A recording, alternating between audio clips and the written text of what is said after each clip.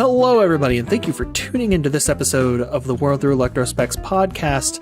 I don't normally do these weird intros in the beginning, but I'm feeling like doing it now. Just as a fair warning, this is easily, by far, the longest episode we've recorded of the podcast. It's about an hour and a half long. Now, I thought about cutting it into multiple episodes, possibly cutting it in half, but I really don't want to, because this episode was one of the best episodes we've had. We were joined by a very awesome guest that I'm very humbled to have the surreal experience of actually having a conversation with. I don't know, it's been so long. I'm just now getting off that kind of high ride of being around people that I enjoy and talking about things I'm passionate about. That energy, that oomph, the chutzpah that comes from that. And I just, having the recording at this point with a conversation like this, having the recording for the show is a bonus. It's a cherry on top. It's being a part of the conversation when it happened really honestly was the real experience here. So that being said, I'm glad that I do have the recording and I can share it with you guys. And I will be trying to fix whatever audio issues I had while recording and making it as clean as possible for the release. So without further ado, please enjoy the third and final episode of the Bumblebee 2018 trailer analysis. This week, joined by Peaugh.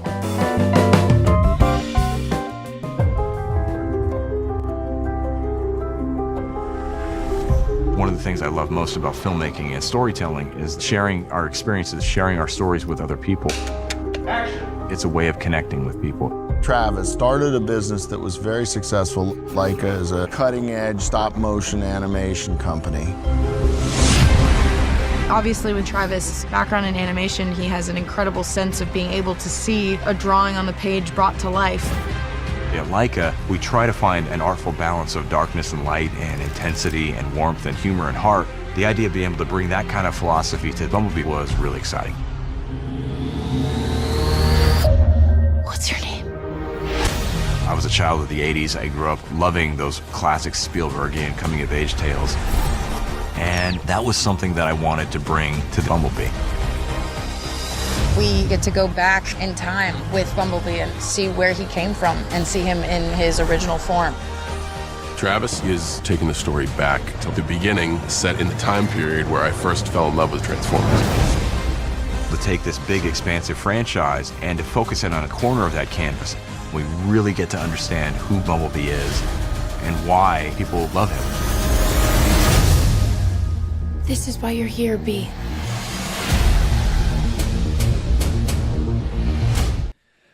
Ba weep grana weep ninny bong, everybody, and thank you for tuning in to the World Through Electrospecs podcast. My name is Caleb. And I'm Pete. And I'm Ben. Ben. a.k.a. Peaugh. Okay, so that was going to be my first question. Was I've wanted to know for so long how to say it. How to say it. Yeah, I'm sure you get asked that a lot. Yeah, I do. It's I say Peaugh. Apparently, that's how I remembered it from Return to Oz. Apparently, in the movie, they actually say Peaugh. But, Is that where it's from? Yeah, it's from Return to Oz. Gotcha. I'm going to stop right there because it'll be a good background. So, Peaugh. That is not... That, you know what? I think at one point I remember watching a Optobotomist video where he pronounced it that way, and I was like, that doesn't sound right. But no, he was right. He was right. Yeah. I used to talk to him more often than I do now, but... All right, so this episode, I think this is going to be our last episode on the Bumblebee trailers. I don't think we're going to be spending 2 or 3 episodes focusing on a specific trailer or a series of trailers in this show moving forward. I feel like that we can't really afford to do that because there's so many trailers out. There's so many trailers coming out that we want to analyze. But it's a good kickoff, and being huge Transformers fans, it's kind of hard not to spend forever talking about the stuff that we're seeing in these trailers. So it won't be the norm, but this will definitely be the last episode of the Bumblebee trailers. Not sure what we're going to cover next. We'll figure that out later, though. Cool. So this particular episode, we're going to focus on characters, specifically the robots, the robot characters. Because there are human characters, but we're going to find out who they are in the movie, and they're probably very fresh characters without a whole lot of a predetermined background, where the robot characters, on the other hand, we know a lot about them, most of them, actually. We know that they come from a rich history of multiple different versions of the same character over multiple different dimensions and continuums and different mediums. So it's a much more interesting conversation talking about them than talking about John Cena's acting career. But first, so I did want to cover a few things for start off, kind of some orders of business before we kind of jump into that conversation. One of them was figuring out how to properly pronounce the name. But Ben, tell us a little bit about what you do, and it'll kind of explain why we've brought you on for this episode. Okay, so YouTube, what I do, not what I do out in the real world. Yeah, okay. Yeah. So, I mean, you can talk about that too. I eat pizza. I make a sandwich every now and then. I do Transformer video reviews on YouTube.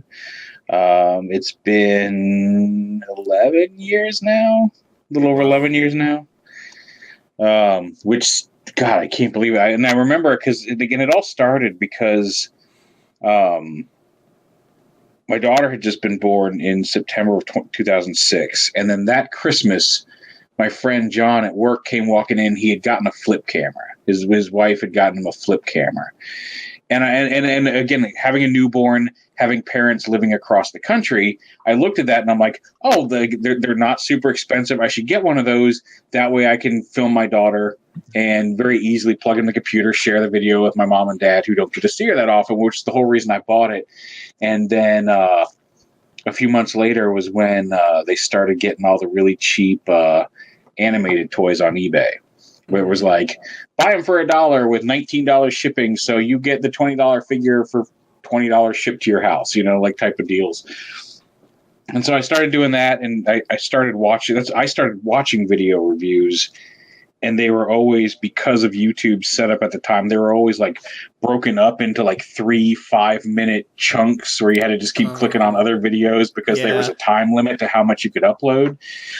And so I was getting some stuff early. People were asking me about how do they work, or what does this part do? And I just said, you know what? I've got that flip camera. I can shoot some video reviews, and these are simple enough that I think I can do it in under 5 minutes. So you get the whole thing without having to watch part 1, part 2, part 3 with some of these people that were doing these longer videos.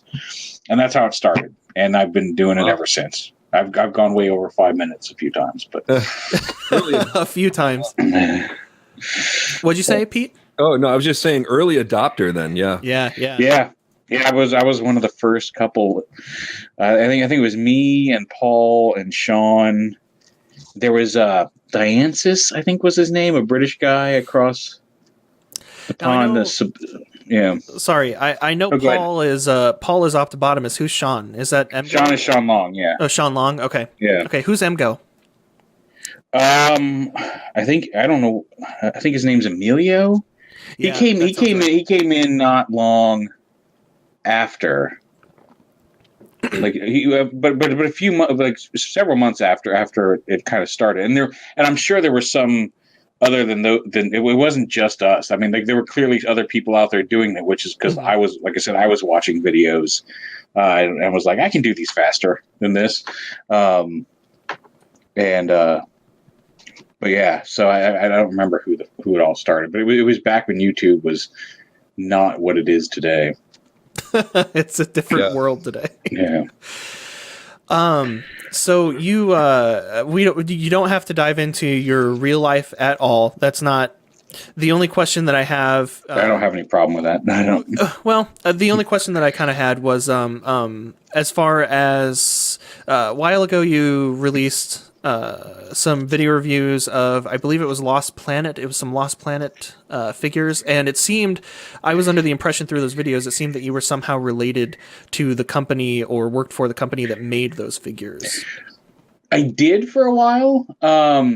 It was Lost Planet was actually a subset of Mastermind Creations. That they were trying to they were getting they got a couple licenses and were doing officially licensed figures.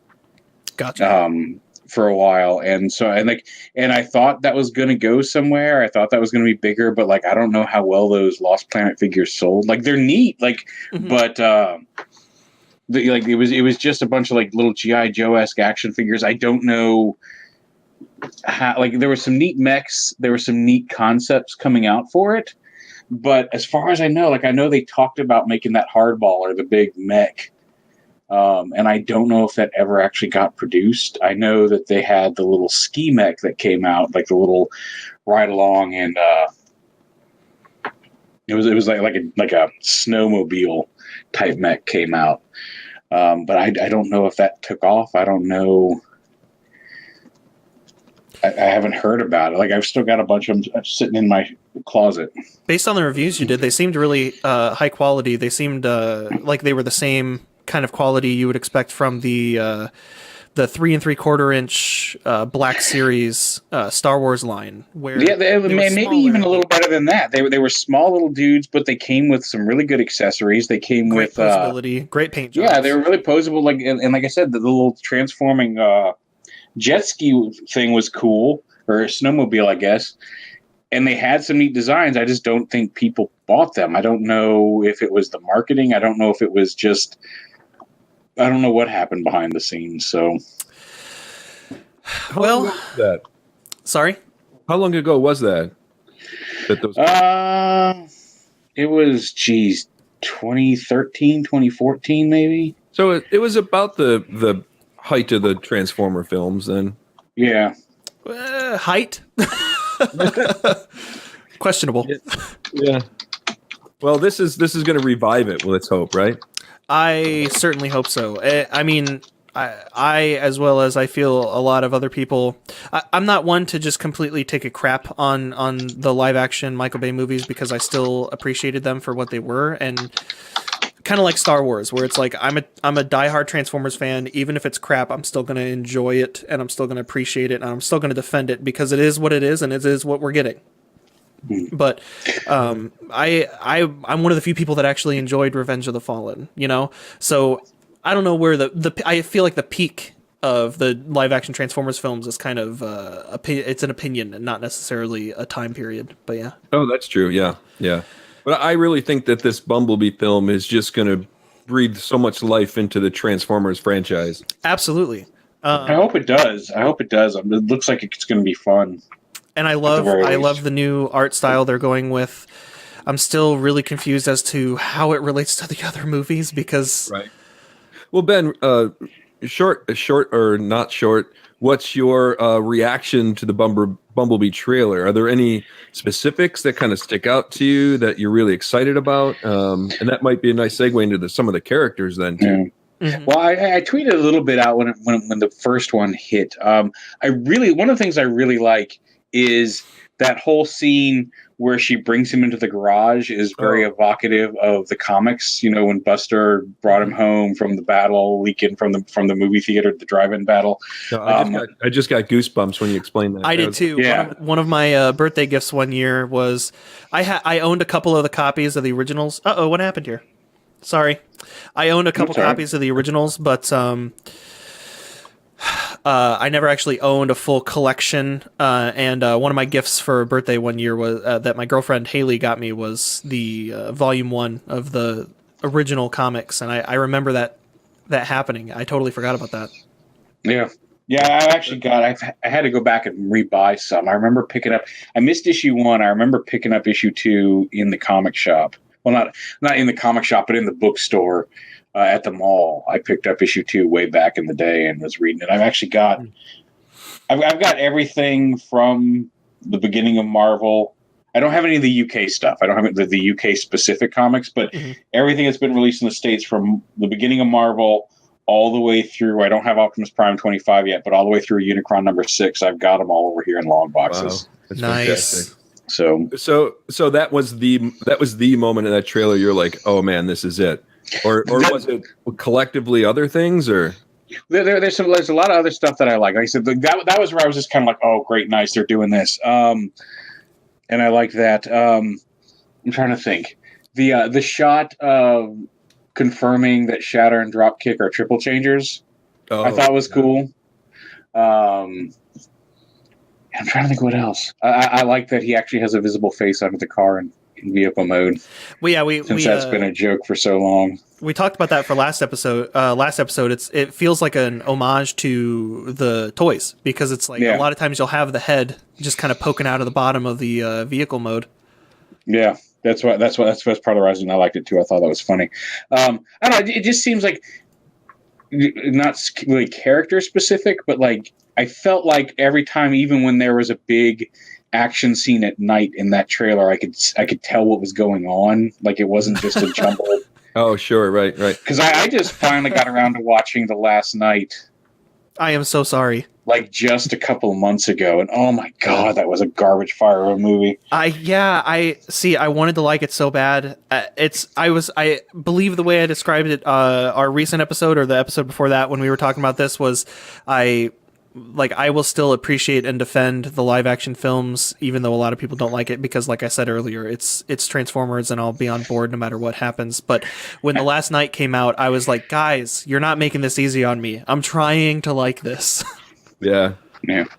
Well, another thing we mentioned too, Ben, when we were checking it out last episode was the transformation. So the CGI graphics as they transform, specifically Bumblebee. It was really interesting how, the car parts would morph into the robot parts, kind of echoing back to the cartoon. We thought that was really great. Mostly the Michael Bay films, it seemed like if they had a large car part that needed to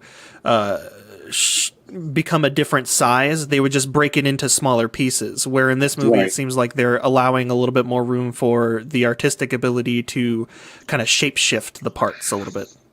Yeah, I can see that, and I'm fine with that. I mean, we're already talking about robots who change shape. You're not going to make me mad if some quarter panel is 3 inches shorter than it was when you started. Right. Yeah.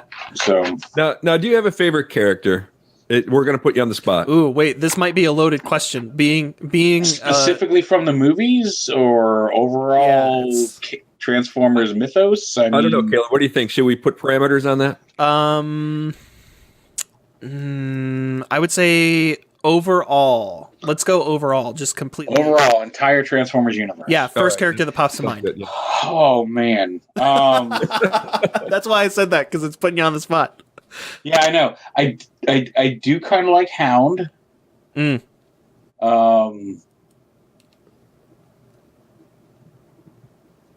Okay, we'll throw it this way. Tigerhawk. It's hard, isn't it? Right? Yeah. You can't just pick one. They all have their special uniqueness. So. And also just the different versions of them over the different mediums over the decades, Yeah. It's hard to... So if you had to pick... So if we specified it not necessarily on an era, but if we said pick a favorite character in a specific era, so like Generations Hound might be your favorite over a Classics Bumblebee or something, Gotcha. I'll throw mine out. I'll throw mine out really quick because I have to. I don't know why. I'd like the classic Megatron when he turned into the blaster pistol and would float through the air. I was always amazed by that. And like a giant 2-story robot that turned into a pistol. Yeah. Again, shifting. There was always that. I have to say, not everyone has been a real winner, but I thought they did Megatron a little bit of a beneficial service when they made him a tank, whether it was the green tank from G2 or just in general, because it allows them to keep, for the most part, they've gone off script a little bit, but it allows them for the most part to keep a very G1 Megatron robot mode silhouette with the big and a reason for the big cannon on his arm, and yet turn into something that was it was kind of unique, but also one of my biggest issues with Megatron in G1 was he was the big bad guy, and yet he transformed into something that he needed somebody else to pick up and shoot.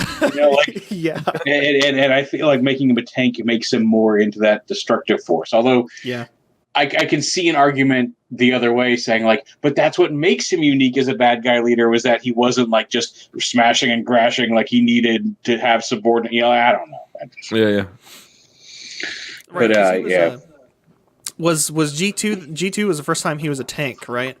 as far as I know, yeah. And then they did that in, I believe, Armada. He was a tank as well. Yeah, he's been a tank more or less. Like he's been a spaceship, I think, a couple of times. He was kind of a Helicopter. futuristic V-22 Osprey in the animated show. Yeah, Which I thought that design and that character, how they handled his character in that show, how they did the reveal and kind of the bringing him back to.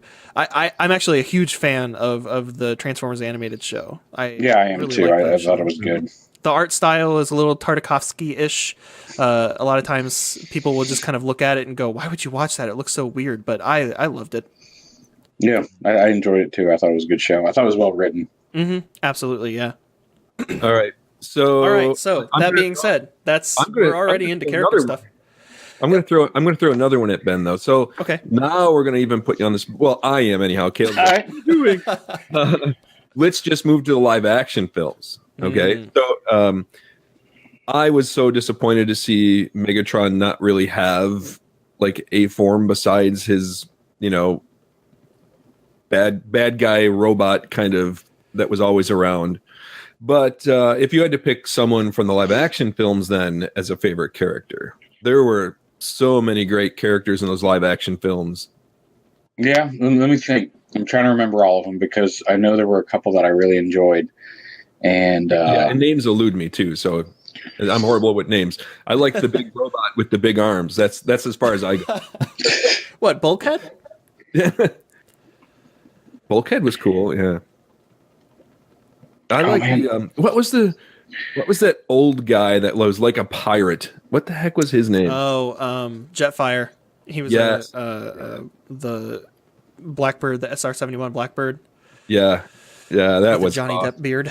Yes, yeah, that was my favorite. All right. Yeah, I think live action movies would have to be Ironhide. Ironhide. Ooh. Yeah, I liked Ironhide. My condolences. Yeah, well, it happens. That was honestly, I took that really hard. I really enjoyed Jazz in the first movie, mainly just because I've always been a fan of Jazz as a character in the G1 cartoons and the IDW comic books, specifically the IDW spin-offs of War for Cybertron and stuff. So it kind of sucked that we only got him in one movie. I felt like Sideswipe was a decent replacement for him as far as attitude and style. Yeah, I like Sideswipe too. I'm glad that he wasn't necessarily killed off right away, but I'm upset that he didn't get very much screen time in the films after that. Yeah, but I did absolutely love Sideswipe. Yeah. So in this Bumblebee feature film, then it looks like we're kind of getting away from a lot of those mainstream characters, and there's a lot more of the, for lack of not finding words quick enough in my brain, the sublime characters, if you will. You think that's true, or not necessarily? I feel like it. I mean, really, because I'm looking at my list of characters. I have a list of characters that show up in the trailers that I wanted to talk about today. But I'm looking at the list, and it's mainly just, I think, one character that hasn't shown up in Transformers before. Most of them are previously established characters in the Transformers universe. Established, yes, across the generations, but established as far as live action film in the movies, not necessarily. Yeah. It's kind of where I'm thinking. It kind of introduces in that film genre these new characters, which is where you kind of adapt those new fans, if you will. Perhaps, I don't know. This is our first live action Blitzwing, however tragic his design aesthetic is. Oh my god. Triggered. Do you have an image of that in the trailer anywhere? Yeah, it should be here somewhere. I'll look it up if you guys want to talk for a second. Yeah, thoughts, Ben? Thoughts? I mean, like, okay, they're allowed to do whatever they want. I get it, but I'm just like, after watching 5 GD movies of Dorito Chip Starscream, to see that show up and prove that they could do a really good Starscream, and then be like, oh no, that's Blitzwing. I'm like, oh, like, it's whatever. really frustrating. Yeah. I'll live. But I mean, like, it's not even so much the design. I mean, like, although that is a better G1 Starscream head than we got before, but you could have made that jet silver or gray, or even like kind of a sand beige to make. You wouldn't even need to make. I'd be okay if the jet itself didn't obviously show any obvious purple markings on it, but you could have made it. But you painted it like you painted it white and red, and you painted it like Starscream, and I'm like, that's not fair. The jet intakes coming. Yeah, I know. Again, I'll see the movie. I still not 100% convinced that we aren't getting. No, really, that's not sound. I feel like we're getting. Yeah. But even if we're not, whatever. Like, I don't put any stock in the names anymore because they've screwed it up so many times already. Is it the sign of an abusive relationship if I'm kind of in denial, where I'm like, yeah, even the director has gone on camera saying that that's Blitzwing, not Starscream, but maybe they'll reveal in the movie that it was Starscream the whole time. Maybe Blitzwing was his pre-Hoover Dam name. I don't know. Yeah, maybe. That's his undercover name. I don't know. Possibly. It's frustrating, but I'm not super hung up about that because. Yeah. I mean, if you were hung up on it though, like I'm kind of, I don't know, maybe 50% hung up on it. It's kind of justified because it's a very clear character design of a very clear established character that is being given the name of a totally different character, and it's not like you're like, oh, I don't like what they did with the Sector 7 uniforms because they don't necessarily... You're not making that complaint. The complaint here is over a character that is literally in the name of the franchise. It is a Transformer. It's the main thing, and you're kind of like mixing things up like that. So it's a justified complaint, I feel. But yet they nail the triple changers so well. And, I can't be too mad at them because the artistic style of the other characters and the fact that they're actually bringing in like things like the Tetrajets show up in the trailers, like Soundwave actually shoots Ravage out of his chest and he's in kind of a rectangular tape shape. That's a beautiful scene. They do that stuff, and I feel like I can't be as mad. Yeah, that we also notice how Bumblebee not only is the classic Volkswagen Beetle, but then he's another vehicle form when he gets into kind of the armored kind of attack mode. Yeah, an armored Jeep. That's a Jeep, but we're not fully like convinced. I think last episode you said you felt like it was a Jeep CJ, right? Yeah, like a classic 70s Jeep CJ. That's what it kind of looks like. But then there's that whole marketing problem that we'll not talk about. Yeah. So I guess we'll use that to just jump right into the characters that we haven't talked about yet. I don't know how long we've been recording, but we haven't even jumped into. So Bumblebee is the first character that ends up showing up in the trailers. And you make a very good point there, is that he's kind of re-donned his original Volkswagen Beetle form, which is just it warms the heart. Yeah, I'm still curious as to whether he evolves into the Jeep during the course of the movie, or if we see him starting off as the Jeep. Like, because I kind of feel like he does a battle as the Jeep, or I'm using Jeep as maybe it's not a Jeep, but just for the sake of distinguishing. Sure, I feel like that may be like an opening scene of the movie where he gets involved with S7. That's how they become aware of him, and maybe he gets injured, runs off, scans the Volkswagen, and ends up in the yard, but. Maybe he evolves over the course of the movie as well. I don't know. Well, that's certainly a good insight. No, that's a good insight. Which would explain why he's hiding. How it's cut in the trailers. That's how it feels, the way they're cutting it. But trailers can tend, as we've covered before, they can tend to be misleading. Sometimes even on purpose, just to throw people off a trail. Yeah. Right. So it's hard to tell for sure, but that does like that guy right there with the big yellow eye. That's actually Sandstorm. He's just standing there. Are you messing with me? Because yeah, that's clearly Shockwave. No, well, that was clearly Starscream, and apparently it's Blitzwing. So yeah. That's Trypticon. He's got one arm now. But yeah, so according to IMDb, Bumblebee does not have voice credits. So Well, no, that's not weird. What's wrong with me? It's it's commonplace at this point. We are now where it's the Michael Bay movies have started this trend of Bumblebee can't talk and he speaks through the radio or news stations or whatever. I'm partial. I'm partial to it. I'm super tired of that. I really am. Like, I'm like, for the movie, okay. For the first movie, okay, fine, that made sense. But then he talked at the end of it. And then they had to go out of their way to be like, when the second movie came out, oh, you still having trouble talking? I'm like, you won't. And then like, but even then, if that's the conceit in the movies, fine. I don't get it. I don't understand why you can have everybody talk but Bumblebee. But the fact that like it keeps transferring over to like all the other media is like enough with this bull crap. Right. Yeah. My theory with this is that it got a good laugh in the first movie. I'm guessing there's some sort of royalty deals with all the different songs and stuff. I mean, the live action Michael Bay movies have basically been 2-hour long product placements to begin with. Yeah. So I'm guessing there may be something going on behind the scenes with that, because they are using a lot of popular music when they do stuff like that. And I'm just saying, Bumblebee, even in the Michael Bay movies, Bumblebee has suddenly found the ability to talk again, like, 3 different times? Yeah. And then, oh no, by the way, you lost your voice again. Sorry, Bumblebee, you suck. So, whatever. And then that translated into Transformers Prime, too. Yeah, Transformers Prime, the Cyberverse. Does the Cyberverse version of Bumblebee do the same thing? Cyberverse, the Cyberverse version, he talks through the radio in modern day.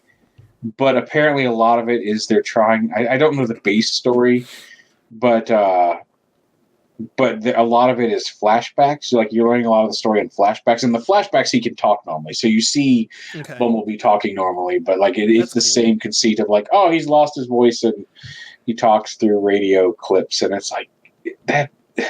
I don't... Like, of all the things you could have taken away from... I mean, I guess... in some way, we're lucky that that's what got taken away from the Michael Bay movies, and not like, let's just make all our robots look like giant piles of scrap metal. Mm-hmm. Which, to be fair, like I'm not as super hard about that as some people are. Like Megatron in the first movie looked like a giant pile of scrap metal. Yes, right. But he didn't have any Earth vehicle form to work off of. But for the rest of them, like is whether you care about those designs or not, I do feel like they did a pretty decent job of how would this vehicle turn into a very posable, detailed robot. Like I don't think that they necessarily ruined them. They were just different designs, but with what they were going for or into what they were trying to make, I feel like they did an okay job. I mean, like most of the time those robot designs are recognizable, aside from if it ever got into Cybertronian designs, and whereas there it was just piles and piles and piles of like how many small little polygons can we get on this dude. Mm-hmm. I do know that for this movie they had a significantly lower CG budget. And I think an element of that is a lot of people are complaining that the CG, at least I've seen some people complain that the CG looks a little bit video game-ish in these trailers, but I don't see that. I think it looks fine. I think the budget cuts that they have for the CG kind of come from chunkier robots, which actually makes them look more G1-esque.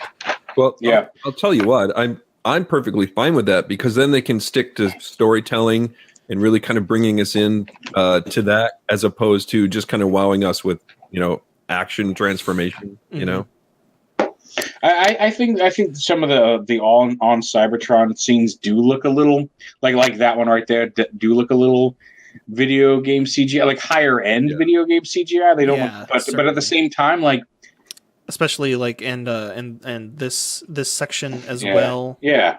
But I mean, how much of that is actually going to be? How long is that actually going to be on screen?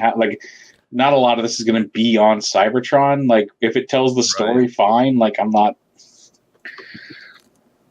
I'm guessing it's also going to be a very short amount of screen time for budget reasons as well. It's probably going to be like a flashback or something very. I've heard it's like less than 4 minutes on Cybertron. I'm not expecting. as it comes with movies like this, it feels the things that look the most exciting are probably going to get the least amount of screen time. And one thing to remember, like, while it's not going to be like completely changed for the final movie. Oh, sure. We're still a month out. You know, like with the CG we're seeing in that trailer was probably from 3 or 4 months ago. That's true. And they've got, and I know they work on that stuff sometimes up until like the last couple of days before it comes out, refining all those shots. So again, I wouldn't expect like a drastic, it's completely realistic now. Like it's probably going to be tweaked and look a little better than what we've already seen. So definitely. See, even in this shot here, what I see that classic, you know, let's take you back to the 1970s, right? 77, A New Hope comes out, and a lot of those landscape scenes, you know, are hand painted by, you know, great artists. So I look at this here, and I almost see that kind of like, you know, homage to the classic way the films were made and the different cartoons and comic books. So for me, I kind of like that. It's like, I'm not worried about it being perfect. I'm just worrying about it, not worried, but having it take me back to those kinds of ideals, memories, something like that. No, I can see that. So speaking of taking things back to older comic books and G1 styles, let's jump into a little bit of a discussion about Dropkick. That ends up being a little bit of an interesting hole to dig. I actually have most of my notes are on Dropkick just because of that. And he's the second character to show up in the trailers because the helicopter ends up flying in front of the screen before you see Shatter. So he's a blue triple changer. He's a AMC Javelin and as his car mode, and then his vehicle mode, as far as I could tell in the research that I did, is a Bell AH-1 Super Cobra attack helicopter. It's a mouthful. Yeah. But so he's voiced by Justin Theroux. So this is where I kind of teased last episode that Star Wars The Last Jedi was going to make an appearance in a character analysis episode, interestingly enough, because Justin Theroux, he's known for, he wrote Iron Man 2 and Tropic Thunder, but the roles that he's played in other movies, he's played roles, or movies and television. He's played roles in Parks and Recreation. He was a very brief character in Star Wars The Last Jedi, which is interesting, and he also voiced a bunch of different characters in the Lego movie, the Lego Ninjago movie, and Megamind. So he's used to voice acting. He's used to being part of a movie franchise that's part of a bigger fan base that has expectations. Through Star Wars, he's done the voice acting through the Lego movie, and he's actually done some writing in Iron Man 2 and Tropic Thunder. So he seems like a pretty well-rounded individual, and a lot of times actors or voice actors and actresses, they'll, when recording their lines, or even if it's a live-action thing, if they're on camera, when they're delivering their lines and acting on camera, a lot of times they'll give some feedback based on their experience to the director as they're shooting, and sometimes that can create an even better product than the director, if the director was just the only person getting involved. So the fact that he's so well-rounded in all those different things that kind of add to his playing of this character in this movie makes me feel like I'm really going to like that character. I feel like we're probably going to see some really shining moments from his performance. I would hope so. I mean, like I'm at this point, like any basic competent voice acting performance in Transformers, like that's pretty much where I'm good. You know, I mean, like if somebody makes me care more, great. Mm-hmm. But I'm so used to, especially after seeing it last night, of just getting some people who just, and again, I don't know if it's the direction, because I don't know a lot of these people to necessarily be bad actors, but it's like Peaugh especially, and some of that was his character, but sometimes I feel like they just get some of these voice actors just run the line, just get it out. You got 3 sentences back to back, go. You know, like and there's not a lot of singular take, no reshoots. Right. So we'll see what happens. Yeah. Yeah. I feel like this is it feels like this is being handled very differently though. So I think I don't know. I really honestly think that this is going to be a lot nicer than the last night. Yeah. I hope so. I mean, it would have to really, just really crap its pants to be worse than the last night. To not be better than the last night. Right. I can't see how it could happen. Okay, tell us how you really feel. No, the last night was garbage. It wasn't great. Like, even me, who I'm trying to constantly defend the live action Bay movies, I could not. I was having a hard time. My poor wife had to listen to me on the couch. She was working in the other room, I think grading papers, and she had to listen to me just random outbursts every 2 or 3 minutes. Like, but that doesn't even it wasn't even the movies. The 5 Michael Bay movies don't even respect what happened in the previous movie, Right. and the last night is not even internally consistent within itself. The bit where I finally lost it. I was doing okay, I was quiet, but where I finally started having outbursts in that movie was the bit where they go down in that submarine and they find the thing underneath it, and they're getting out, and Cog's being Cog, and he's like, blah, blah, blah, blah, blah. Oh, well, and then they were like, come on, get out of here. He's like, I'm not going to jump in that water. It'll rust my gears. And I'm like, 3 minutes ago, you launched yourself out of a torpedo tube. It's the same water. I was like, oh, that was what broke me. That was what broke me. Cogman complaining about getting in the water when he had just literally launched himself out of a torpedo tube to get tuna for sushi. It's kind of like a movie. It's one of those unfortunate movie situations where the way it's written and directed feels like each scene was shot months apart with no regard to the scenes that happened before or after it. I feel like it had 5 different. At least 5 different units who just said, here's your chunk of the movie, shoot it. Yep. And then they just mushed it all together in order with no oversight between the things. Right. Almost like you want to take the script and wad it up into a ball and just drop it and kick it far away. Speaking of Dropkick. Whoa, segue. Oh. Yeah, sorry, we got a little off tangent. No, it's fine. I just wanted to take the opportunity to do a really, really terrible segue that was not good at all.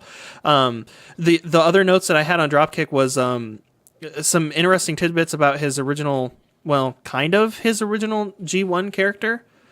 I don't know how knowledgeable you are on board with the original Dropkicks. And yes, I meant to say that plurally, Ben. But I'm not. I guess so. I was doing some research on TF on the Transformers wiki. I guess Dropkick, the original G1 character that had that name, was that it was a Dropkick transport drone.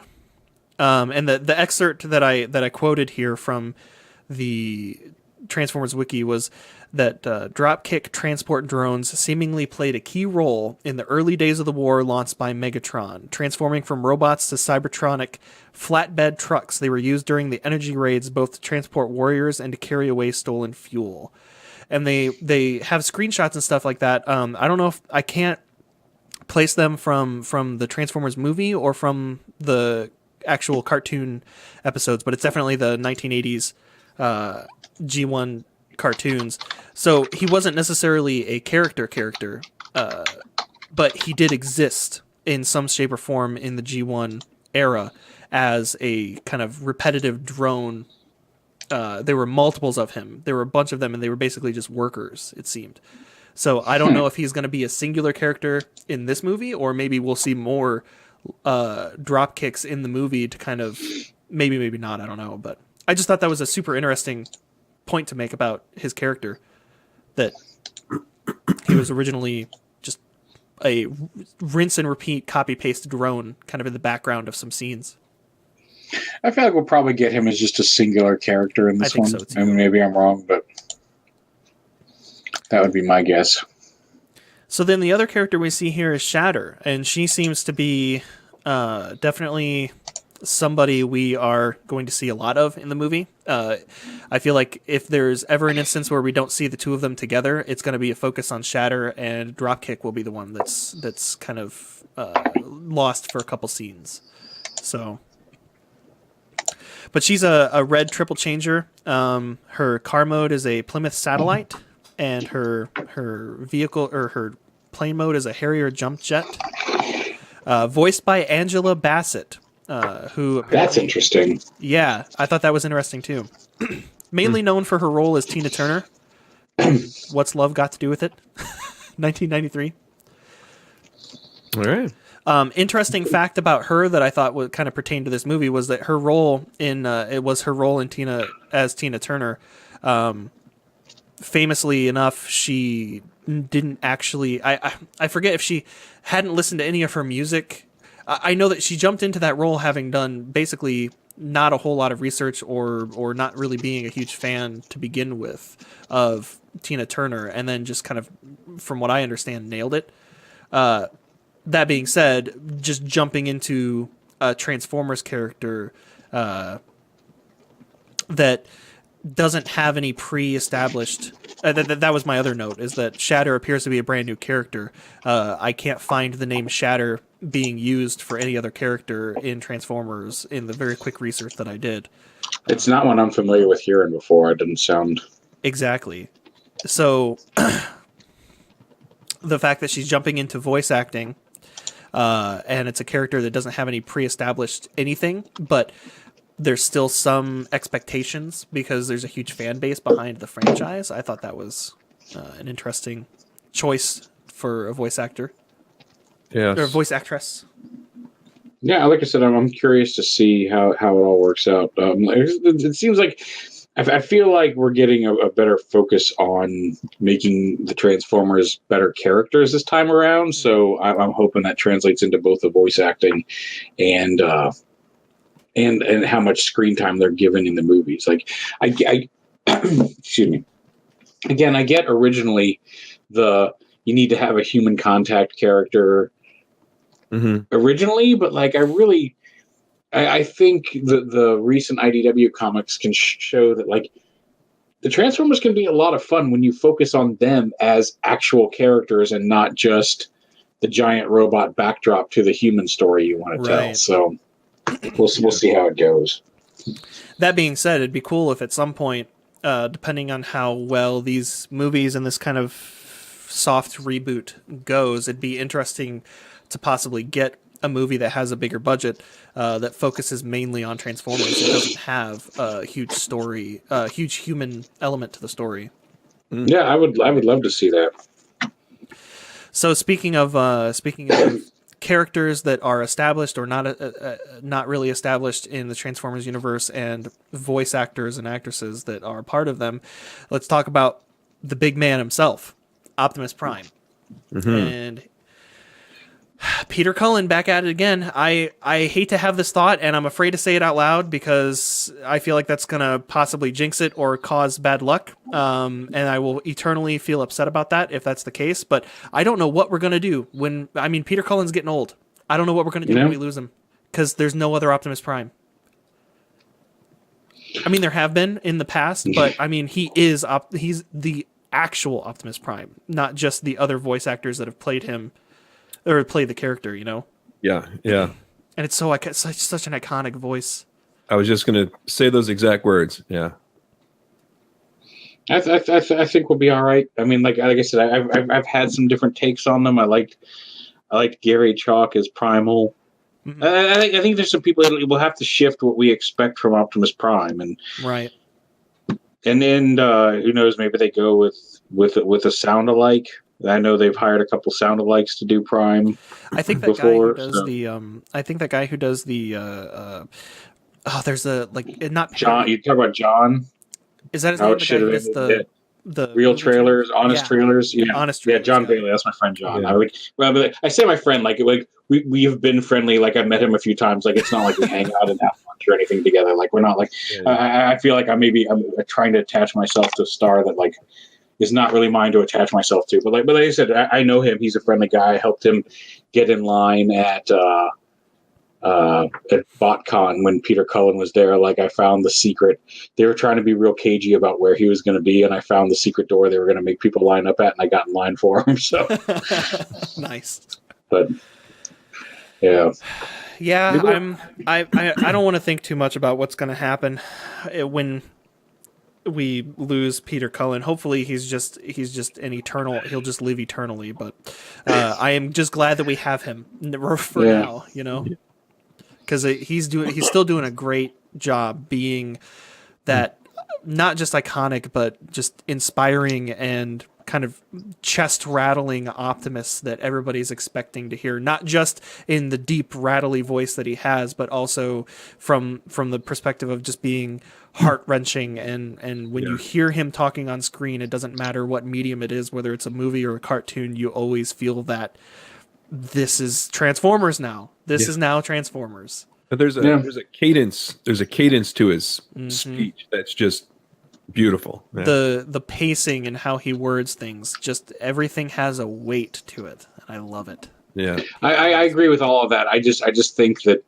I feel like if for any reason he passes on and we're doing more Transformers media, I think you can. I think it would take some adjustment, but I think it's maybe time to let Optimus change a little bit, you know, because like when they've done it, it's been good. You know, Animated had brought David Kaye in, and I thought that was a really neat change for him. You know, when again we're very used to him as that iconic, yes, you know, like deep Megatron voice, and then he comes in as like this kind of young heroic Optimus Prime. Like, so I'm not wishing any ill on Peter Cullen at all.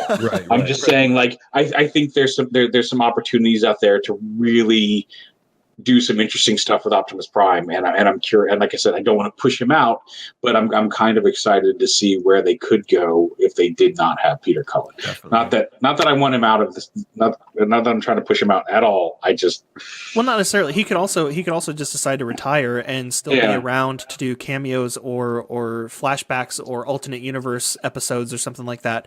But they could still go that different direction without him necessarily passing on.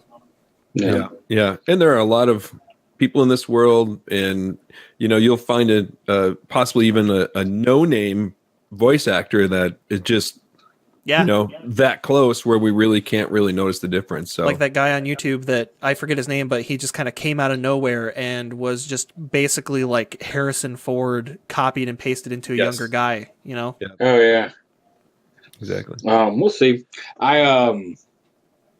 I think more than that, it's less that, like, I would like to see a major Transformers medium focus on, kind of like the comics did for a while there, focus on not Optimus Prime. You know, like, not that I have anything against it, but I'd like to see, Optimus is gone. How are they handling his absence?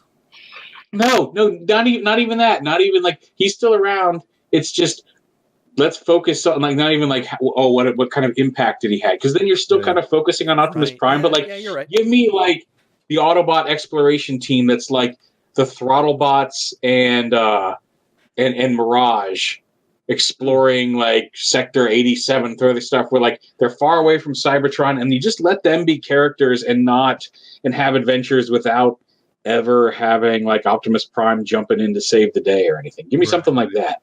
I'll not to do the Star Wars thing again, but almost like Rogue One. Yeah, give me a Rogue One and Transformers. Yeah. Also, for the record, on this show, never apologize for bringing up Star Wars. But I wonder why. What's around my You're literally here? Surrounded by Star Wars right now. I don't know what you're wearing a Star Wars t-shirt, damn it. I'm actually looking at my lightsaber hanging up here on the wall, so there you go. You are in good company, my friend. What do you got next, Caleb? So really quick, let's just it looks like he's got truck parts, and he's on Cybertron. Yeah. It's not the first time they've done something like this. I mean, oftentimes they'll just kind of use the same character model, even if they use a different vehicle model for animation or CG or whatever for the Cybertronian forms. I just thought that was interesting that they're going. So are you possibly suggesting then he's already been to Earth? That could be. How would he know what form to be, kind of thing? Is that what you're kind of getting at, to elaborate on that a little? No, actually, I wasn't. But that's an interesting way to think of it. Maybe he has already been to Earth. I was just thinking of it as kind of like the face underneath the car was an homage to the toys. I was thinking, well, maybe they're designing the characters to look like they already have the Earth vehicle modes on Cybertron, whether or not they've been to Earth yet, to kind of homage to the mediums that have had that as the model, just to save in having to design extra characters. Yeah. But I don't know. I feel like that's probably it.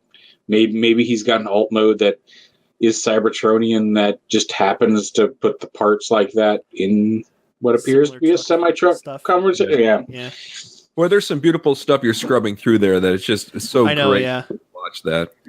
I was just jumping to Shockwave. The only note I have of him is that he's not credited to have anybody voicing him, which makes me sad. He's not, but wasn't he? Didn't David Sobolov voice him last time he showed up? Shockwave? Oh, right. I thought I wasn't. Did he say things? He kind of sounded like an octopus out of water, but he was supposedly saying something. Yeah, I didn't. Guess I should have. That's on me. I should have looked at that because I didn't think that he actually said anything in those. No, he had a credited voice actor when he showed up in 3, and I feel like it was David Sobolov. And if he's doing Blitzwing, then he may have a few lines for Shockwave. We'll see. Right. It doesn't necessarily mean just because Shockwave appears that he speaks. It just could be. Especially if it's a less than 4-minute Cybertron scene. It's probably just a bunch of characters showing up as fan service, and they show up for like 3 seconds of screen time, and then it just shows a big battle. And I expect that to be the case. But yeah. So that being said, on a totally similar path, we've got Soundwave and Ravage that make an appearance here, and they are not credited to have any voice actors for them either. Which for Ravage that makes sense. But well, also to be fair, like where there've been some announcements, but like IMDb isn't always complete until like the movie comes out and people can actually see what scrolls up on the screen at the end of the credits. Like a lot of what's filled in on IMDb has been like, here's a major announcement, from like San Diego Comic-Cons. Like some of these characters could still have voice actors that just haven't been. They haven't said something in a trailer and somebody's recognized their voice and put it up on IMDb, or they just haven't announced all the voice cast. I mean, like everything I feel like there's nothing on IMDb that hasn't been announced in a press release, and the IMDb page is kind of slowly getting filled in as new stuff is announced, but that doesn't mean that a lot of these characters are not voiced in the film. It wouldn't surprise me if they're not either, but I guess I should go kind of on record.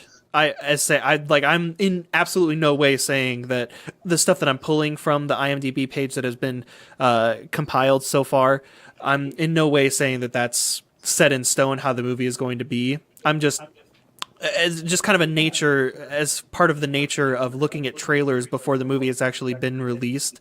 These are interesting points to make about possible speculation. Is he going to have a voice actor? I'm more just kind of posing the question, is he having a voice actor, or do you think that it's the fact that he's not credited as having one yet, is that going to remain the same? So yeah, you're hitting it right on the nail. Yeah. I guess I'm not being totally clear on how I'm, because I am kind of presenting it as fact. I'm not trying to, but I am kind of inadvertently presenting it as fact. Right. Here's what we know, kind of thing. So right. Yeah. I haven't had IMDb. Whether it's before a movie comes out or after a movie comes out, I really haven't had IMDb disappoint me in the past. So, but yeah.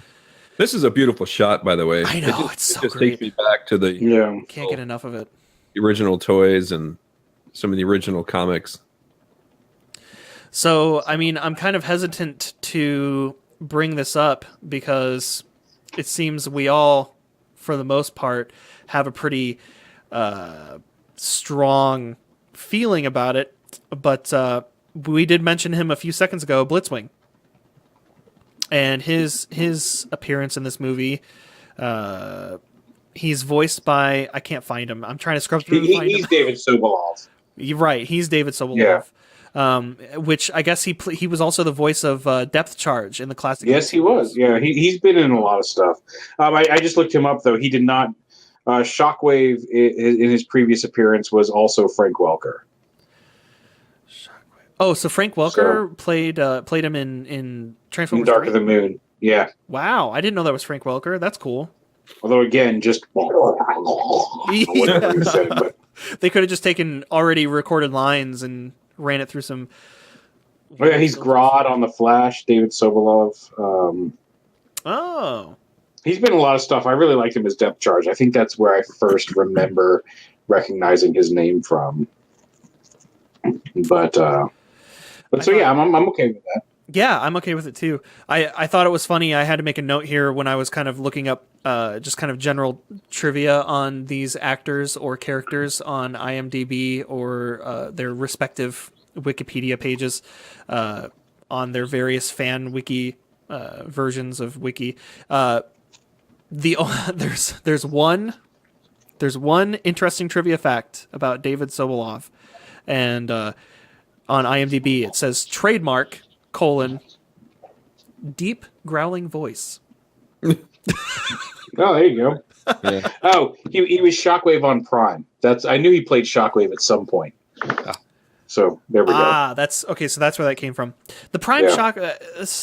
Without getting into a huge Prime discussion, I feel like he was kind of. We needed more of him. Yeah, I feel. I can back that. Yeah. So, and this is where. Who's left? Sorry. I was just wondering who's left on the trailer yet to cover. We can kind of push a little bit further, save time or whatever. But this is where, and not that okay. It's been great having you on the discussion, Ben. Yeah. This is where I really need your help, though. Okay. This is where having you involved is really going to shine. I love the Seekers as characters. I have the hardest time keeping track of who is who based on color schemes and head shapes, and oh, jeez, multiple of them show up in this trailer, but it's Well, here's the thing. Like I'm looking at the picture here. Mm-hmm. Again, that person right there, like right in the front behind Shockwave, is that Blitzwing or is that actually Starscream? You know, like Starscream, but it looks like Blitzwing. Starscream. That's I think it's Starscream, especially with the twin kind of there right next to him that looks like it could be Thundercracker. But I can't, again, he's lit in such a way that I can't tell if he is blue and that's the light reflecting off of him, or if he's actually black and purple. So maybe that's Skywarp. I think you're right about that being Starscream, because if we look at the Blitzwing model or design later on in the trailer, those, unless he's still kind of half transformed, those recognizable air intakes on his shoulders are definitely not as prominent as this character's. Yeah. So well, and he can still be not transformed, but I mean, like, I just feel like I feel like that's being on Cybertron. I feel like that's supposed to be Starscream, especially with the multiple copies of him, you know, kind of standing around. And again, I can't tell if that's.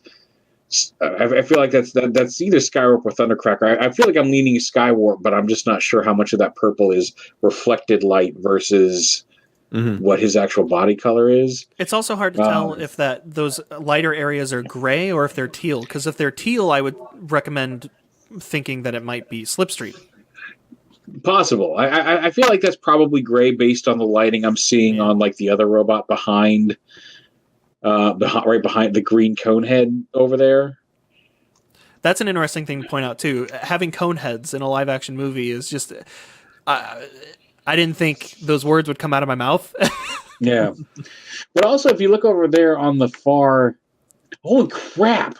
On the far left? On the far left, is that Knockout? I thought it was Shatter. I thought people were I thought it was Shatter too, but at the same time, look at that face. Can you see the? Oh, he's yeah. He's got like a red eye. Very kind of thin slit red eyes, and there's a nose there. Yeah. Let me look up a photo of Knockout here. I haven't even looked that closely. I haven't gone frame by frame on this thing, but I feel like you're seeing some of the Seekers, like even kind of there between quote unquote Starscream's legs, there's another one standing there behind him. Are you thinking in terms of G1 or in terms of Prime? No, Prime Knockout. I mean, it's and there's a little bit of kind of a crest on top of the. Yeah, that's what I'm saying. Like it could be Shatter. Like I'm not super familiar with Shatter either. Like being new, but like really quick, let's see if I can find. There it was. See, she's got like red dot eyes. I mean, like conceivably could also be Shatter. So an argument for it would be that the face looks totally different. An argument against it would be she kind of has these almost football padding shoulder pads going on, and this character seems to have that going on as well. But it does seem to be a different shape too, though. I don't know. Like I said, it would be neat if it were there. But you can also like the football shoulder pad. Like there is that kind of black arc right behind that shoulder pad where she's got those turbines, you know, from the jet. So I mean, like it's probably supposed to be her. It just I hadn't looked at it that closely, and that looks like it could conceivably be Knockout. But how? Okay, just kind of like some. Let's go full fan theory kind of. Who would enjoy this mode here? How cool would it be though if this movie ended up either being an introduction to or an actual form of kind of the Star Wars Battlefront 2 of the Transformers franchise, where they're bringing in elements of the G1 cartoons and the comic books and the live action movies and some of the other CG animated cartoons to kind of bring all of that in, an element of a little bit of everything together. Well, kind of like Rogue One did, where they had elements from oh my god, now Rebels. They had the Ghost and stuff from Rebels, and they're kind of tying the movie together with some of the other mediums that were otherwise made as separate items over separate eras. It'd be cool. Well, I feel like Transformers has been kind of slowly doing that for a while now, where you've got like the comics brought in some Prime characters, like they established like different Transformer colonies. I did not throughout the thing, and they brought in so you got like again slightly different, but you got Knockout and Breakdown, you got Maximals, you got in the cartoons, you know, like Windblade is in the new Bumblebee show. You know, like I feel like they're kind of trying to make it more of an interconnected universe. So, which is why I got excited. Like maybe that probably Shatter, most likely, but like it wouldn't surprise me if that were Knockout. I don't know how well it's going to show up, but just to pull it up here so that Pete has a idea of who we're talking about. This is who we're talking about. This character right here, and this is what appears to be IDW comics version. But that very clear red helmet kind of design, almost the way the cheek areas come in, kind of looks like a Roman helmet of some sort. But and then those thin slit red eyes pressed over the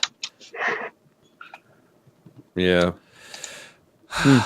Okay, so yeah, that's an exciting thing to notice if that's the case. I also noticed that in the scene directly following this, again, we've mentioned this before in other episodes, but if you're listening to the audio version of this podcast, you are missing out on a little bit of the action by not watching the video version, even though it's mostly just talking heads. But we do have the trailer up, and we're looking at scenes here. I'm gonna add to that is definitely not Shatter. When that plays a little bit further and you can see more of that character, let me see how it definitely appears to be slow I can. Sorry, I just had to chime in. For the record, this is precisely the goal of this podcast. We are completely releasing ourselves of any kind of predetermined like, wow, that's a really nerdy thing to do, and if we want to go frame by frame, we're gonna do it. Damn it. Yeah, see, when you let that play and you can just kind of see that in that left corner, that character appear, I don't see the resemblance to Shatter at all. The shoulder pad looks similar, and there's definitely the tire or turbine behind the shoulder, but extra... But Knockout had those same things, you know? Right, and the extra swoop across the back of the shoulder... The face is totally different, though. The helmet shape and the nose and eyes... I don't know. Yeah. I don't know how far back. Nope. I'm there. Right towards the end of the scene, it really starts to appear. Yeah. Did you stop it again, Caleb? Yeah, I did. Dang it, you. Well, because if it's only like 2 seconds, it's like 10 frames. If I keep going, we're gonna lose it. But it definitely looks right in there. The mouth plate kind of looks similar too, though. That's What happens if you play that just a teeny bit further? Do we lose it already? yeah. I mean, it just we lose just more of the drops out. face. Yeah. Riveting audio. But Okay, yeah. To move on. yeah, we do see other Seekers here, though. There's one that seems to finish right there, transforming in the background, kind of flying behind them. There's this one here that appears to be either a dark gray or purple and green with a lighter gray, as well as a couple other Tetrajet Seekers. Some characters that are really hard to see back there, but it looks so beautiful. This is the Cybertron warfare that we deserved in a live action movie. Yeah. Not that weird honeycomb. Oh God. I pointed this out last trailer, but I don't know if you noticed this in watching the trailers, Ben. They definitely there's an interesting looking version of the Sector 7. It's clearly Sector 7 because there's S7 and there's a cube on there, kind of the crest behind them. So I guess I only had 2 other characters to mention. The Transformers wiki page for the Bumblebee movie claims that Wheeljack is going to be making an appearance in this movie. However, this is one of the rare instances where the Transformers wiki is making a claim that's not kind of translated into IMDb, because the IMDb page doesn't have any kind of credits related to Wheeljack whatsoever. So I thought that was interesting. He might make an appearance. I feel like he's probably going to be just another one of those robots in the background on Cybertron. Maybe I'm wrong on that. That was my guess. The fact that he shows up as being in the movie in the Transformers wiki but doesn't show up on IMDb, I'm guessing it's somebody kind of like us who are kind of picking it apart frame by frame in certain scenes, and they see a character that looks like Wheeljack and just added him to the wiki. Yeah.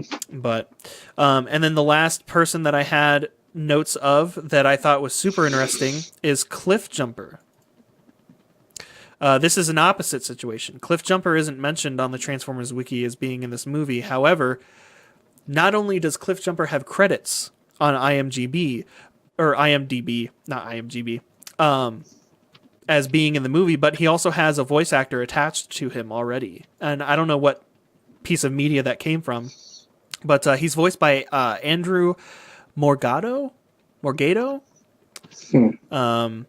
Which most of the thing that he's known for is mainly just working in the sound departments of other films over the years. So I'm guessing he's going to be a situation where whether or not the character shows up, it's going to be a quick little kind of like kind of akin to Ben Burt doing the voice of some stormtroopers, or making the Foley voices of characters falling or getting killed in the background of some of the Star Wars movies. He's just the sound guy and they needed more sound effects, so he just recorded himself on a Saturday. I'm thinking this is going to be pretty similar, where the sound guy on the movie is jumping in and being a very quick one-line voice for a character that is established, but we're not going to get a full fleshed out version of that character. So he gets credits, but it's not like Cliff Jumper is going to be a main character in the movie.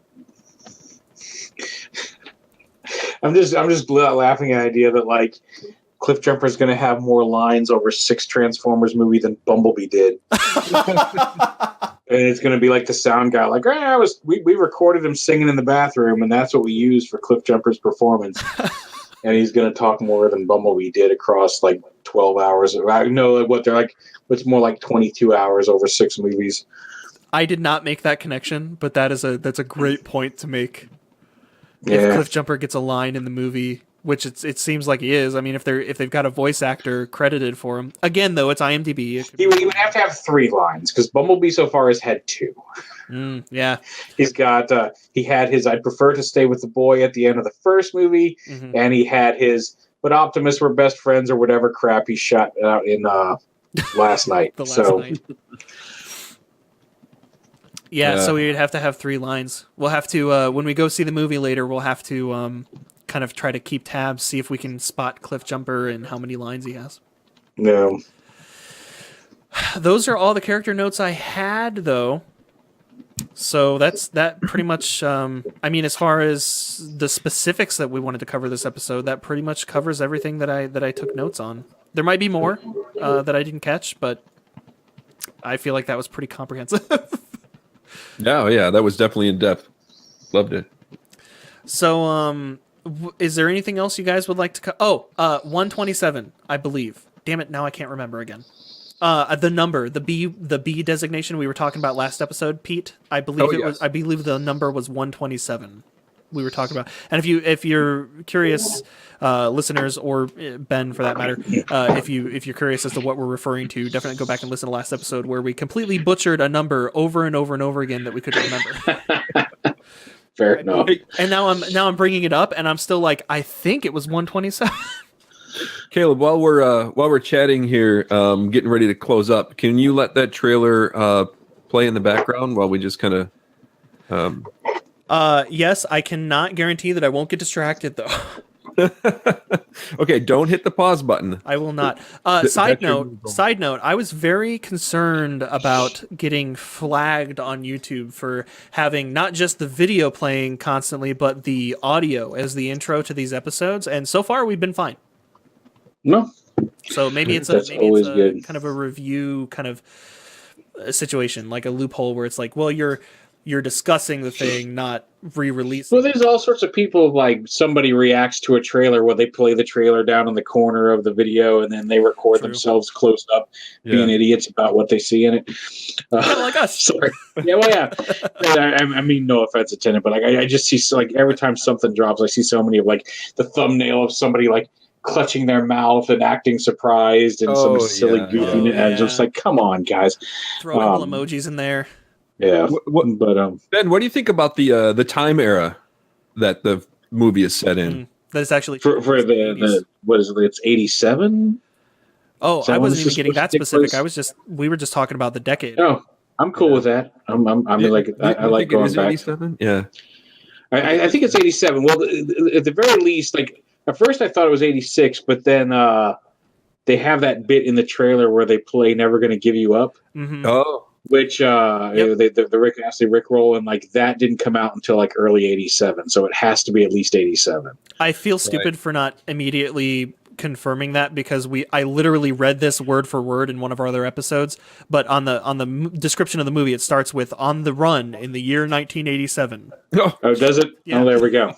Yeah, there you it's go. definitive. Okay, I told you not to pause it, but scrub all the way back to be in that tunnel. Remember that police car? Oh yeah, that would be a good. Right, good, quick little discussion to have with you, Ben. We were You're going too far. Go back. We were debating this last episode. Maybe it's farther along. There's this quick scene in the trailer where Bumblebee is in a tunnel, kind of half evading, half attacking. God, I can't find it now. What the hell? All right, just let it roll, and we'll see if we can find it while you're explaining it. Yeah, just yell at me. But there's a scene in the trailer that a very quick one where his chest is kind of half transformed. He seems to have the children in his chest while he's in robot mode, and he's half evading, half kind of almost attacking a police car. The police car is a singular police car in a tunnel, and I'm wondering if that could be Barricade. I would not be opposed to that. I think it'd be cool. He's green, which is weird, but there have been in the stores there are Barricade toys in which he is a more squared off 70s era police car. Right, and that's what this looks like. That's definitely what it looks like. So I'm wondering if that could be one of those rare instances where the release of the right there. Right there. Yeah, and I again in the spirit of no holds barred, just kind of going in as in depth as possible, or as we want to. I did go ahead and I tried to do some research to see if there was any significance to the numbers on the license plate of that car. And there really aren't. There are not. I mean, it could be Barricade. There also, if you recall, I think may actually have been a previous Dropkick, but I mean, like they did make a Transformer out of the tow truck that Megan Fox drove in the first movie to tow. So the barricade toy may just be hey, there's a cop car in the movie, let's make a barricade toy. But it is a new mold barricade. It's not. It's a squared off police car like that, not just a repaint of his previous sports car cop cars. So they did specifically make a mold for barricade for Bumblebee toys. You are 100% correct, and that completely slipped my mind, and I feel like I am not doing my job properly because I didn't think of that. Dropkick, per our discussion of just being a drone in the original cartoons earlier today, Dropkick, the character, has made appearances in a lot of our modern things as well. It wasn't just Transformers G1. That was one of them, where they made a toy of the tow truck in the 2007 Transformers movie that Megan Fox drives with Bumblebee attached to the back of her to the back of it. They made a toy of what that would have been had it been touched by the Allspark, kind of like the Mountain Dew machine in the Xbox. As well as the at least the PS2 version. I don't know about the other, like the Xbox and Nintendo DS versions, but at least on the PS2 version that I owned, Dropkick, interestingly enough, showed up in that game as a Decepticon drone when you were playing as the Autobots. They were always kind of different classes of drones that you would end up fighting, and Dropkick was one of them. I think he was a tow truck in that. He may have been. I don't remember. Like he was one of those mono eye drones that showed up.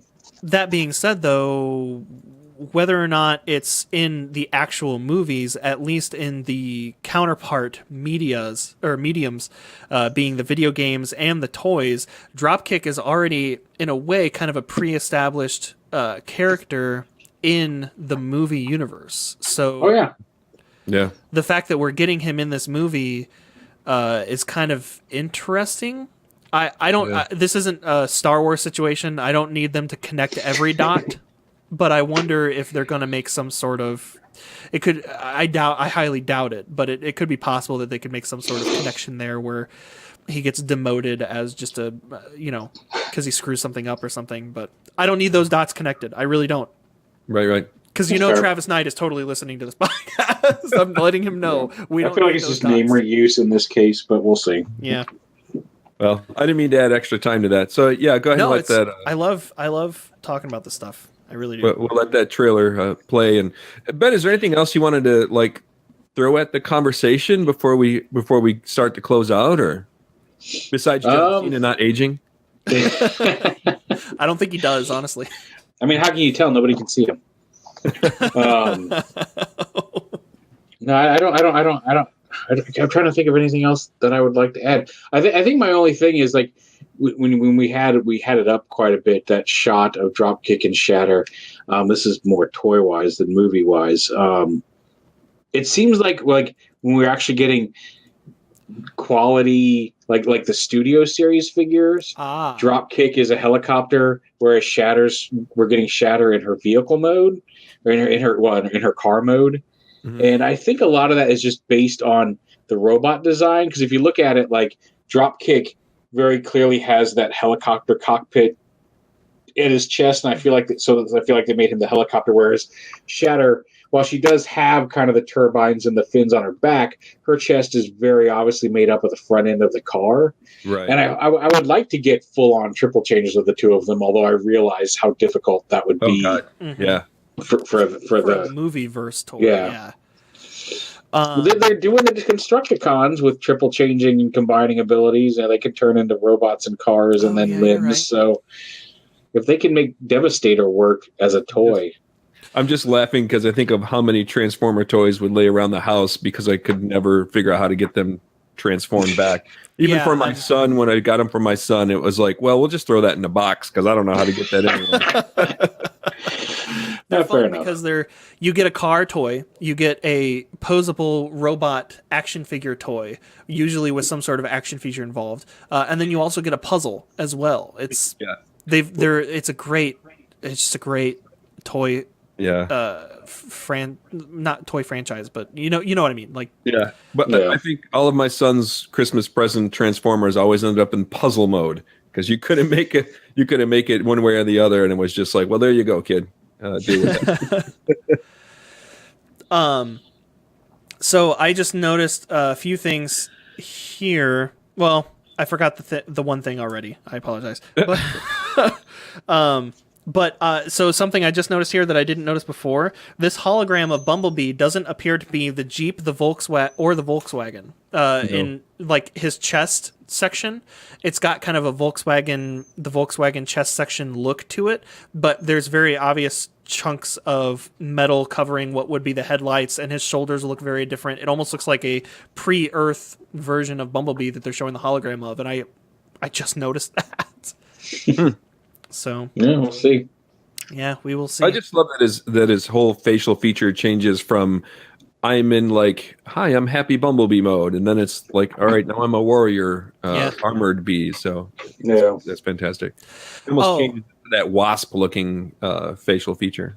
I remember what the other thing was. It was just that, and it would add too much more time to this episode, or already extra long episode. But I do appreciate the fact that you brought up the studio series, because I collected Transformers toys for quite a while, toys, figures, whatever. And then I kind of fell off that when we got, I think it was just after Prime. There were some shining moments in the kind of Titan Masters era, but see, I'm still stumbling over my words because I just kind of fell off collecting the toys at that point. I still watched a lot of reviews online, hence being a fan of yours, Ben. But the studio series is really making it hard for me not to buy figures again when I go to the store, because they are looking awesome. They're really knocking it out of the park. I said I was more or less done with movie figures, and I said I'll probably get, if it looks good, I'll probably get one of the Volkswagen Bumblebees from Bumblebee, and then they did the studio series. And so, like, now I have a bunch of them. They all look great. I mean, Blackout is the toy version of Blackout that we always could have wanted. You know? Yeah. There's definitely like there's a few that are kind of like, I mean, like Stinger. I mean, like, he's okay, but I just never cared for that design. Like the Lockdown figure, again, not bad, but not great. But all of the like. Ironhide's good. They finally figured out how to make that chest collapse and work. My only complaint really about the studio series line is that they're doing Jetfire that also combines with Prime, but you have to buy the different version of Prime that combines with Jetfire, because the one they already released was Revenge of the Fallen Optimus Prime, or like was it Revenge of the Fallen? It was one version of Optimus Prime, and now they're doing a different version of Optimus Prime that is the same vehicle mode and the same robot mode, but he combines with Jetfire, and it's like, you should have made Jetfire to work with the Optimus Prime you already put out. I don't need every single form of every single conversion that every single main character robot went through. They didn't bother trying to make him backwards compatible with the already established figure that he combines with. Yes. Or at least have the forethought to design combiner connection points into the Optimus, knowing that they would eventually make a Jetfire. Yeah. Yeah. But, oh well. But yeah, I thought it was cool that you brought that up, because we mentioned a couple episodes ago that we wanted to do a little bit of toy talk at least. So. Yeah. Well, there you go. Awesome. Well, yeah, I think I've pretty much exasperated. Is that the word I'm looking for? I'm pretty much exhausted. One of the two. Or exhausted, yeah. But I mean, I feel like I've pulled out everything that I've noticed so far in the trailers that have been released so far, and I think we've got a pretty good, especially having such an awesome guest this episode. I feel like we've got a pretty good cap on covering the Bumblebee trailers, and I think next episode we're ready to move forward to something new. Cool. Well, thank you for having me. Yeah, I can't thank you enough. And if I may be allowed to fanboy for just like a quick second to get out of my system, I love your reviews. I've always felt like, I mean, how do I word this right? I've watched other reviewers on YouTube, being a huge Transformers fan and having collected the toys over the years. But I always end up going back to yours. I felt like yours were more comprehensive than others. Well, I appreciate it. Thank you. Always been a fan of yours. I've been watching your videos since, I first got into watching your videos doing research on the animated figures. And based on what you said earlier, it sounds like that was almost day one for you. So I guess I've been around since. I think my first video reviews, I think the first two I did were I got Ratchet and Black Arachnia early. And those like nobody else had done videos for them, and I'm like, yeah, I'll give it a shot. Like there aren't any videos for it, like because it all started like part of it was just a way of because people were getting things early, and there were so many people like curious about them and how they worked, and like my whole thing was how do these transform? How does this work? This is cool. Like it all started with just the mentality of like I can share these with people. Like it's never been about gloating over what I have or anything like that. It's been about not everybody can buy every single Transformers figure. I can't buy every single Transformers figure, but it was just a way of, they showed up first and I said, I can, instead of having to answer the same question 800 times in a picture forum, I can shoot my own video. I can share it with everybody. Everybody can get a look at it and have their own questions answered quickly, easily, boom. And that's how it all started. So having a but I remember it was those two. Gives you an opportunity to if you didn't cover something, you can cover it later as people ask it too. That's helpful. Right. I try to, but like, man, I'm sure there's people who are like, I hate him. He never answered my question. But like, I've got like over 2,000 videos on my channel now, and like people still go back and watch, Revenge of the Fallen Prime and like old reviews and comment on them. Like I'm sorry. I do my best. I try to keep every time I post a new video, and I actually need to put one of the Micromaster videos live here in a minute. I try to keep up for a few days to get some of the general questions and answer them, but keeping up with all the comments is just impossible. So I'm sorry if I ever missed your question. No, I've never. Well, I meant to anybody listening, not necessarily you in particular. But hey, if I may, Ben, moving forward, what are your plans then with your channel? What could people look forward to, and perhaps what would be a dream of yours to accomplish that may not be achievable? Let me think about that. Like moving forward on my channel, like I don't think there's going to be any major changes to it, unless it just completely goes away. And I don't mean that as doom and gloom. I that's not my. This isn't. It's going to go away if you don't like hit my Patreon. One, I don't know that I could ever do that. Yeah. Not, and again, that's not dissing anybody who has. I always have to be careful because everybody's like, "What? You'd never do a Patreon? You hate none?" No, I don't. It's not that. It's just not in my nature. Like I can never be like, "Give me money to keep doing this," Like, so it's fun. Like it's at a point where like work. I work for a radio station in real life. For the local NPR station, and we split our stations. Like we had enough money, we budgeted, we bought out a different radio station, and we split between. It used to be kind of a mix of like classical and jazz and NPR news and stuff over the course of the day, and now we have a dedicated.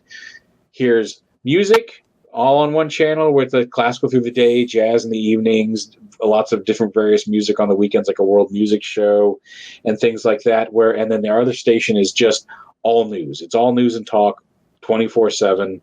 And that's where I work, is over on the news side. But like one of our newscasters they eliminated that position. So now on top of running all the shows, like I also newscast in the afternoons. Oh, wow. We're in a physically separate building from where we had been, because it's a corporation. We had like 3 TV stations, and then like 2 radio stations now. It was just the one radio station in one building. And now the music stayed there because our music library is a bunch of CDs, and that was way harder to transport. And news has moved over into a separate building. So I also do a lot of the IT work, helping people with their computers, making sure all the automation systems run. So when we don't have somebody actually sitting on the board, all the programs and underwriters play. So I've just been super busy lately, and it's been taking a toll on when can I shoot videos, when can I do it, and it may be something that eventually just isn't sustainable anymore. I plan on doing it for as long as I can. I enjoy doing it. But and then something, but also at the same time, like I'm aside from the new little cartoon logo and upgrades, like I don't know that I have any big plans in the works for the channel. Like I said, I'm not trying to make it. It's just something that I do. I hope it's helpful to the community. It's not something I really want to turn into like a major brand or a market or anything like that. Something that I think would be impossible that I would love to do, like with my channel or just in general. Yeah, just in general. Something impossible. I would. I'm trying to think of something. What would I like? I would like to actually have some legit feedback, because I've done it with some third-party stuff. But I would like to be part of the design process, even if it's just play testing and saying, "Oh, this doesn't work," because that's really where I think one of my strengths is with like an actual Hasbro toy. Mm-hmm. Like, let me see a Transformer early enough and be like, "All right, this is cool, but it needs to be able to do this and take out this stupid spring here." You know, like, I like to be able to give feedback on that, on something that wasn't that already released. Because when toys come out, I'm very good about like, well, I did it with a lot of the animated figures too, where I'm like, this is cool, but like the way they put this together, and it may have been a safety rule or whatever, like this doesn't fold up all the way, or these arms don't collapse all the way. Well, I took it apart and I figured if you just cut this piece right here and make the channel a little deeper, now this collapses the right way. Like I would love to be able to do like some sort of like that kind of pass on an official figure. Yeah. Work on the prototype building. That's cool. Right. And a lot of the stuff you review too is generally newer released stuff that's kind of current and relevant. So they don't necessarily have the mold degradation to excuse to fall back on if a panel doesn't fit in another panel. It kind of goes right back to the design of the thing. Right.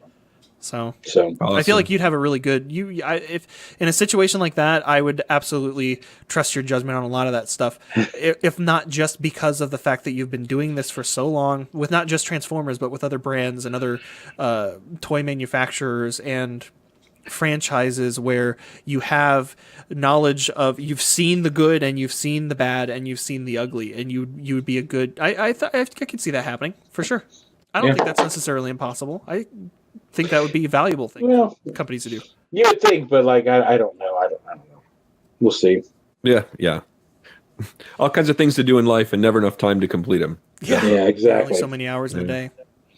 Well, thanks. I appreciate it, Ben. That being said, based on that and the fact that you said you've been really busy lately, I cannot thank you enough for actually responding to me on Twitter and being a part of this show. It's so no problem. Like I don't always catch those because the way Twitter works is like it doesn't always show me, like when I go into private messages, it doesn't always show up. There's like I have to click on some other button to show people I don't actually already follow. Right. But yeah, I try to check that on a semi-regular basis, and I happen to catch it. I've noticed the mobile app has some problems. Because I'm the media guy at the company that I work for, I rarely use the mobile app. I'm usually on desktop. And for some reason, when I'm messaging back and forth with you, on desktop, it shows up. On the mobile app, for whatever reason, it will take 10 or 15 minutes for the message. It'll tell me I have a message, and when I open up the notification, it'll say, "We can't get the messages right now." Oh, yeah. Yeah. So. Well, nonetheless, for you to spend the time with us is more than appreciated. We've probably done. Of course, being a fan of yours, I really appreciate it. We've definitely done triple the amount of time that we normally do. Sorry about that. And I'm glad. Do not be sorry about that. I love it. No, that's what this episode was about. Special episode, special guest. So, to spend that amount of time with us is I can't thank you enough. You're very welcome. Thank you for asking me to come on. I appreciate it. Yeah. So that being said, being a podcast where we're hyper analyzing movie trailers, I would like to have the possibility in the future to possibly have either a spin-off show or kind of like a quote unquote weekend edition where every now and then if it's a movie we're super excited about, maybe we record a podcast after we've gone to watch the movie that we've been recording the trailers about. I would love to do that with Pete, and in the future, you don't have to answer now, but in the future, if you're interested in joining us in a kind of post-movie recording kind of review of the movie after it's come out, I would love to have you on again because you're more than knowledgeable on the subject matter. Fair enough. Well, like I said, hit me up if you want to. Like, I can't always, depending on what's going on in my schedule, I can't always do something like this. Like today, like I said, no, I'm very much a night owl. I went to bed early last night so I could get up. But normally I wake up around now on weekends. So, but I made sure I got enough sleep last night to get up. So that means a lot. If it helps you feel any better, I was in LaPorte until like 1-ish last night, and I didn't get home until around 3 a.m. So, yeah, that sounds like more of a typical weekend for me. But all right, well, I guess let's just wrap it up. Ben, where can people find you online? I am at youtube.com. Username Peaugh, Peaugh. I am on Twitter under the same name. And if you want to hear me from like 3 to 7 Eastern time in the afternoons on the radio, you can check out the news stream at ideastations.org/listen. Awesome. Pete, where can people find you online? PeteBella.com, or you can look into Instagram and Twitter. It's Pete Bella as well. You'll find me there. And same for me. I have the same situation. My website is calebferris.com, and you can find me on social media channels under my name as well. But as per typical, I always post links to everything that seems relevant that we talked about, the trailers that we covered, the social media accounts and websites for everybody who's involved in the show, as well as if you're listening to the audio version, there's a link to the video version in the podcast description, and vice versa. If you're watching the video version, check out the description. You can download the audio version you can either download just a straight up MP3 or MP3. I brain fart there for a second. Or you can subscribe to the podcast on pretty much any pod. It's on the iTunes library, so it goes to every other podcast thing. Podcast Addict, Stitcher. And be sure to check out Ben's channel on YouTube. No, thank you. Yeah, definitely. This one, link below, right there. There will be a link to his channel and his social media on in the descriptions of literally everywhere this could possibly be. As well. So Ben, thank you so much for joining us, and you're very welcome. Thanks everybody for tuning in and listening or watching to the show, and I will see you next episode. Later, guys. Thank you so much. See you guys. Bye.